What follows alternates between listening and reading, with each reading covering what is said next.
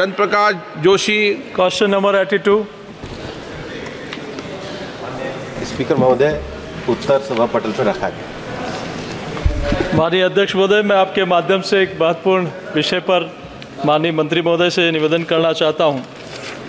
Pollution को लेकर माननीय प्रधानमंत्री जी के नेतृत्व में पिछले 10 वर्षों में कई नवाचार हुए हैं। शहरों और गाँव में गंदगी को मिटाने और प्रदूषण को नियंत्रण करने के लिए कई नवाचार हुए हैं, लेकिन अभी भी देखा जाता है कि शहरों और गाँव में, कस्बों में कई इंडस्ट्री ऐसी होती है जिसके चाहे भूमि प्रदूषण हो, चाहे वायु प्रदूषण हो, जल प्रदूषण हो, इस प्रकार के एसिड और जो पानी में और नदियों में बहा दिए जाते हैं, पशु वहाँ मरते हैं, आदमी पानी पी नहीं सकता। तो इस प्रकार के प्रदूषण को नियंत्रण करने के लिए सरकार कई बार खेती आसपास की बंजर हो जाती है। तो ऐसे में क्या ऐसे उद्यमी उन लोगों को चाहे पीने का पानी हो, चाहे खेती का मुआवजा हो, तो इस प्रकार के कोई मैकेनिज्म बना है कि उनको आइडेंटिफाई करके इस प्रकार के लोगों को मदद की जा सके? माननीय अध्यक्ष महोदय, national clean air mission programme में पिछले 10 वर्षों के अंतर्गत 15वें वित्त आयोग के द्वारा 11,210 करोड़ रुपए स्वीकृत किए गए।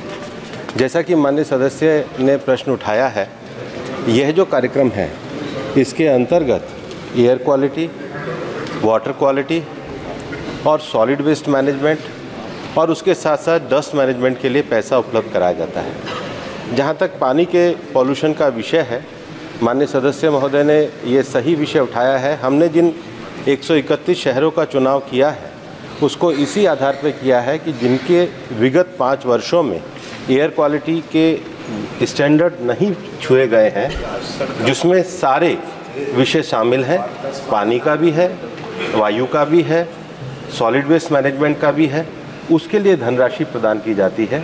मैंने 131 शहरों की सूची भी इसके साथ संलग्न करी है और उसमें हमारे द्वारा वाटर क्वालिटी को सुधारने के कार्य लगातार किए जाते हैं, जिसकी CPCB से मॉनिटरिंग की जाती है और प्राणा पोर्टल पर जिसका अपडेट भी रखा जाता है। माननीय सदस्य सप्लीमेंट्री। माननीय मंत्री महोदय ने बहुत विस्तृत रूप से लिखित में भी जवाब दिया और अभी भी आपका जवाब आया है। इसको पॉल्यूशन कंट्रोल के लिए कई बार प्लांटेशन किया जाता है, बड़ी संख्या में CSR में उसको दर्शाया भी जाता है।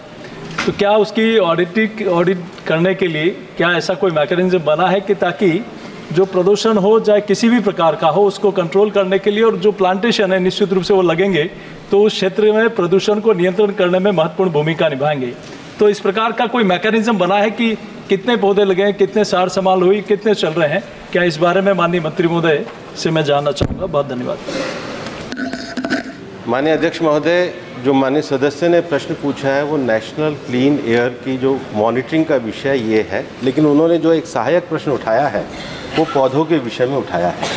वैसे भारत सरकार में ग्रीन इंडिया मिशन के द्वारा ये कार्य किया जाता है।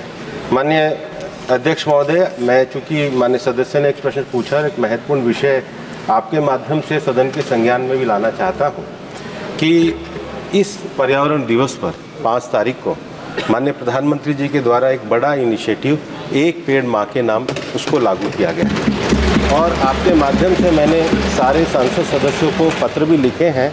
हमने जो लोकल DFO है उसको इसका नोडल ऑफिसर बनाया है। चूँकि ये पृथ्वी हमारी माँ के समान है, माँ ही हमको जन्म देती है और पृथ्वी हमको खाने के लिए फूड, एनर्जी, मेडिसिन से लेकर सब चीज़ें देती है।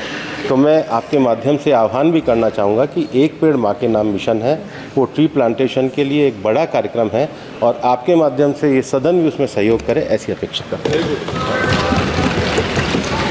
नहीं, ये तो एक अच्छा प्रयास है कि सभी माननीय सदस्य पर्यावरण के लिए चिंतित होकर पेड़ लगाने के अभियान में सफलता प्राप्त करें।